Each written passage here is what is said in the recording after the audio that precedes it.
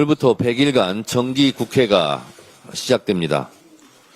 이재명 정부 들어 첫 정기국회인 만큼 어느 때보다도 국회의 역할이 매우 중요합니다. 이재명 정부의 성공과 확실한 내란 종식은 무엇이 먼저 나를 따질 수 없는 시대적 사명입니다. 민생 안정과 개혁 완수는 무엇 하나 소홀히 할 수 없는 국회의 책무입니다. 내란 척결과 이재명 정부의 성공을 위하여 개혁 완수와 민생 안정의 두 마리 토끼를 다 잡겠습니다. 더불어민주당은 이미 만반의 준비가 끝났습니다. 더불어민주당 소속 국회의원 166명 모두가 하루를 100일처럼 살며 국민들이 체감하는 입법 성과를 내기 위해 국민만 보고 달려가겠습니다. 지난 의원 워크숍에서도 원팀, 원보이스로 이재명 정부의 성공과 확실한 내란 종식을 위해 똘똘 뭉쳐 승리하자고 당정대가 함께 결의했습니다. 당정대는 이견 없이 흔들림 없이 원팀, 원보이스로 찰떡같이 뭉쳐 차돌처럼 단단하게 달려가겠습니다. 민생, 성장, 개혁, 안전의 4대 핵심 과제를 중심으로 224개 중점 법안들을 차질 없이 처리해 나가겠습니다. 이를 통해 윤석열 정권 3년 동안 무너져 내린 민생, 경제, 민주주의를 모두 바로 세우고 신속하게 국가 정상화를 이뤄내겠습니다. 구속 기소된 김건희 씨가 입장문을 냈습니다. 한번 읽어보겠습니다. 국민께 심려를 끼친 이 상황이 참으로 송구하고 매일이 괴로울 따름입니다. 하지만 저는 어떠한 경우에도 변명하지 않겠습니다.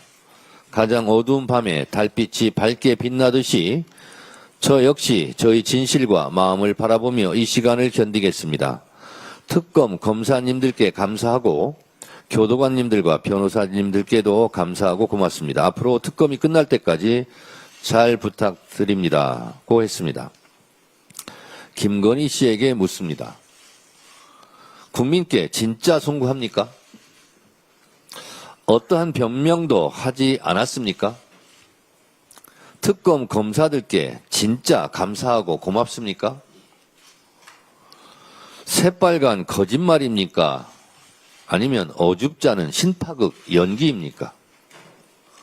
그런데 왜 진술은 거부했습니까?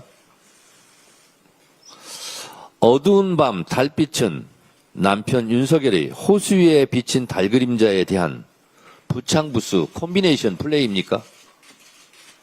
한마디로 웃기는 부부입니다.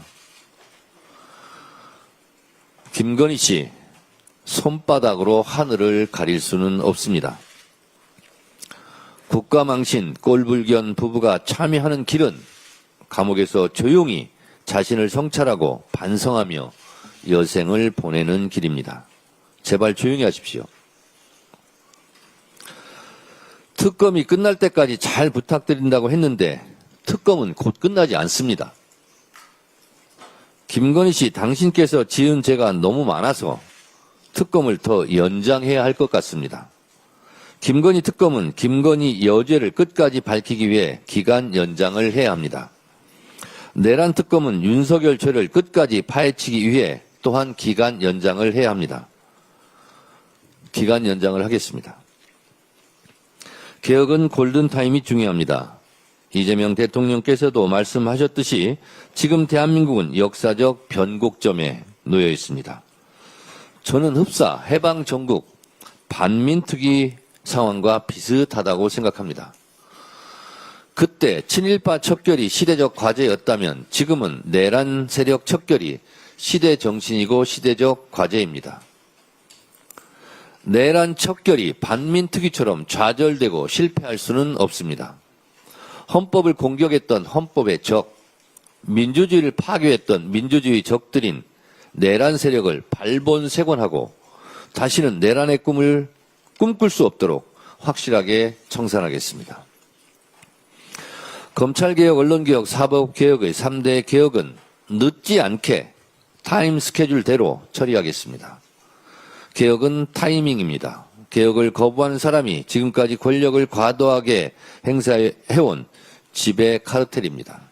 개혁을 두려워하는 사람이 지금까지 권력에 기생해온 부역자들입니다. 모두가 환영하는 개혁이란 존재하지 않습니다. 개혁에는 언제나 저항하는 세력이 있기 마련입니다. 그래서 개혁은 혁명보다 어렵다고 합니다. 그러나 그 저항으로 개혁의 시기를 놓치면 반동의 힘으로 더 큰 저항과 퇴행으로 되돌아옵니다. 그 피해는 고스란히 국민들께 돌아갑니다.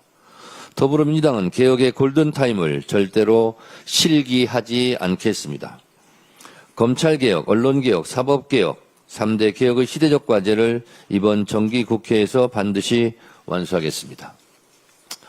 우리 기자 여러분들, 이 뒤쪽에 노상원 수첩 판넬을 지금 전시하고 있습니다.